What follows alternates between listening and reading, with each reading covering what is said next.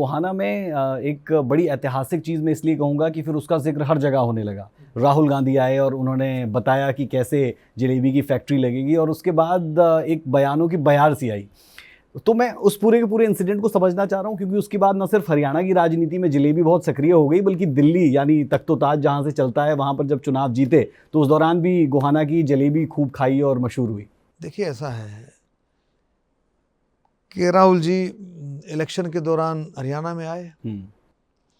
हरियाणा में आकर के उनको नासमझी से, उनको समझ नहीं थी। वो बयान ऐसा था कि जलेबी की फैक्ट्रियाँ लगवा देंगे, सारा कुछ उनको नहीं पता था। मतलब बेसिक जो सिस्टम है उसके बारे में उनको नहीं पता था। बहुत सारी चीज़ें वो कई बार ऐसे बयान दे देते हैं। बेसिक नॉलेज का होना बहुत ज़रूरी है। बेसिक चीज़ तभी हो सकती है जब आप फील्ड में हो। आप फील्ड में हो, आप किसानियत की बात भी तभी कर सकते हैं जो बारीकी से बात है किसानों की।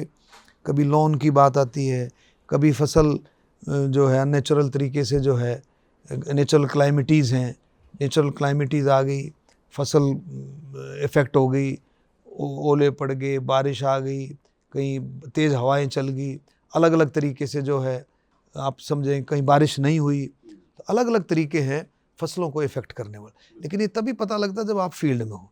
हर चीज़ रियलिटी का आपको ग्राउंड पता होना रियलिटी का, आवश्यक है। अब किसान को क्या चाहिए, पानी कब चाहिए उसको, कब उसको फसल उगानी है। अब ये बातें देखो ना, मैं इसलिए कह रहा हूँ आपको कि सैनी जी ने देखा कि अब की बार किसानों की बुआई में तकलीफ हुई पीछे, कि उनको डिले हो गया, नहीं बुआई कर सके नेचुरल सिस्टम की वजह से, बारिश की वजह से। फ़ौरन नायब सैनी जी ने 2-2 हज़ार रुपये किसानों के खाते में डाले। वो बात जो समझ थी, अगर समझ ना हो तो लोग चीखते रहे, जी हमारी फसल हमने नहीं उगा सके, हमारे को नुकसान हो गया। समझ होगी तो टच करेगा। सर मैं इसी से एक सवाल जोड़ना चाह रहा हूँ। इसलिए एक मिनट, ये तो इसलिए वो जलेबी वाला जो प्रकरण हुआ वो ऐसा हो गया, और गोहाना में हुआ। और गोहाना की जलेबी आप समझते हो, गोहाना में उन्होंने बात रखी, गोहाना में जलेबी की फैक्ट्री, तो ऐसा सिस्टम बना कि आज जलेबी की इतनी ज़बरदस्त डिमांड है, आप देखेंगे इतनी बड़ी मांग है कि गोहाना की जलेबी अब पूरे देश में नहीं, पूरे विश्व में मशहूर है। गोहाना की जलेबी ग्लोबल हो चुकी है। मेले में जो हमारे विदेशी मेहमान आए, जो विदेशी लगभग 44 कंट्रीज़ के लोगों ने उसमें हिस्सा लिया।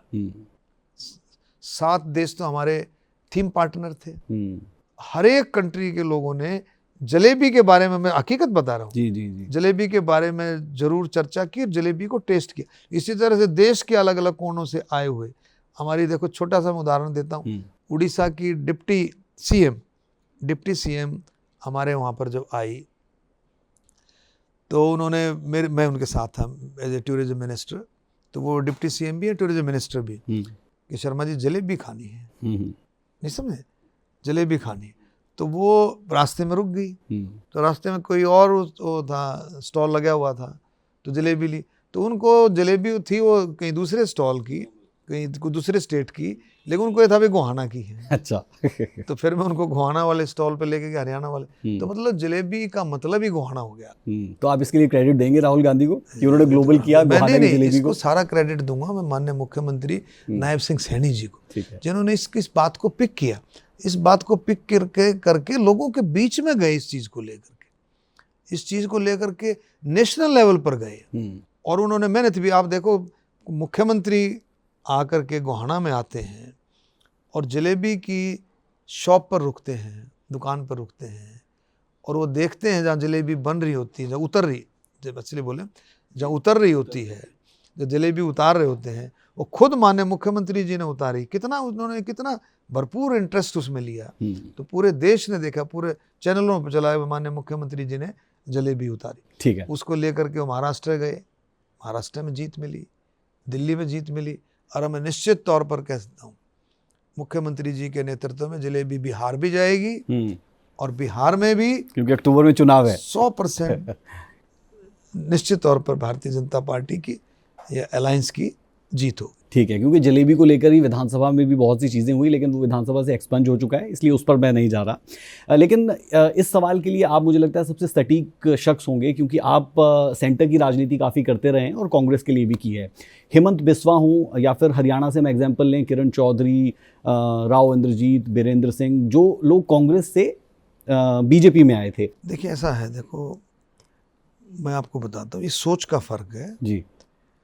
मोदी जी की जब एंट्री हुई केंद्र में, केंद्र में जब एंट्री हुई, तो मैं निश्चित तौर पे मैं बताता हूँ, मैं ईमानदारी से कह रहा हूँ, सेंट्रल हॉल में मैं बैठ करके मैंने बातचीत की। मैंने कहा भाई मोदी जी को अगर लीडरशिप आ गई, प्राइम मिनिस्टर का अगर चेहरा हो गया, तो बिल्कुल क्लीन स्वीप है।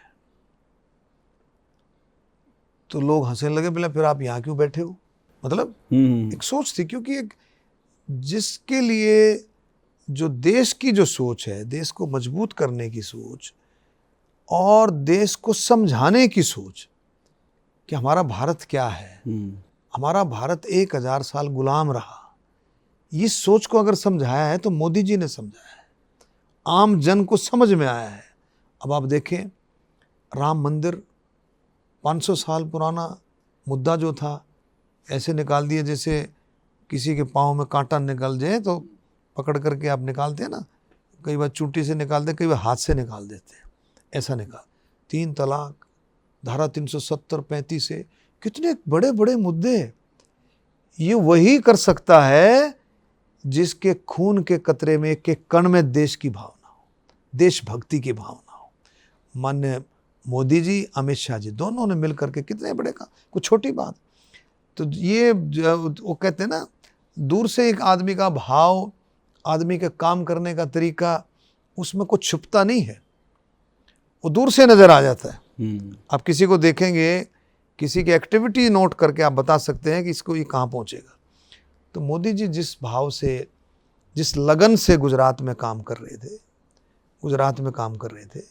आप देखिए, मैं इसलिए कहना चाह रहा हूँ कि गुजरात में मैं लगभग जो है 2-2.25 साल मैंने गुजरात में रहा। मैंने पढ़ाई की वहाँ, MDS किया मैंने असरवा में, सिविल हॉस्पिटल में, मतलब प्रैक्टिकल रूप से मैं बता रहा हूँ। वहाँ जहाँ मैं था 89, 90, 91, 89, 90, 91। आप देख, गुल्ली डंडा खेलते हुए, क्रिकेट खेलते हुए, 1 मिनट में झगड़ा होता था, चाकूबाजी चलती थी, कर्फ्यू लग जाता था। अच्छा, आप नहीं समझे, इतना जबरदस्त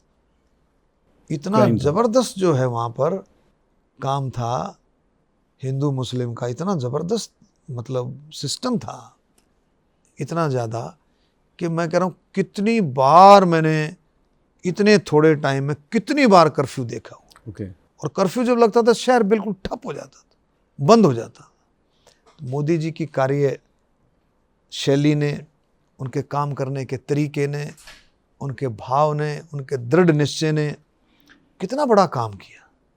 उनके आने के बाद अब देखें गुजरात कितनी लाइन पकड़ी गुजरात ने। आज गुजरात में कर्फ्यू नहीं लगता, आज गुजरात विकास के रास्ते पर कितनी आगे पहुंच रहा है। तो यही भाव, यही कार्यशैली लेकर के, यही मजबूती के साथ मोदी जी देश का नेतृत्व कर रहे हैं कि भाई सद्भाव, किसी को ये नहीं कि भाई आपको असली सेकुलरिज्म जिसे कहते हैं, वो मोदी जी के समय में आया है। असली जिसे धर्मनिरपेक्ष देश जो है, वो मोदी जी के समय में बना है कि भाई सबका साथ, सबका विकास, ये जो है, और सबका विश्वास। तो ये सारी चीज़ें लेकर के जब आए, तो अब हमने भी बिल्कुल मन बना लिया था, हम भारतीय जनता पार्टी में जाएंगे। कोई इस इच्छा से नहीं कि हमें को पद मिले, हम सेवा भाव से सेवा करेंगे मिल करके, और देश के लिए काम करेंगे।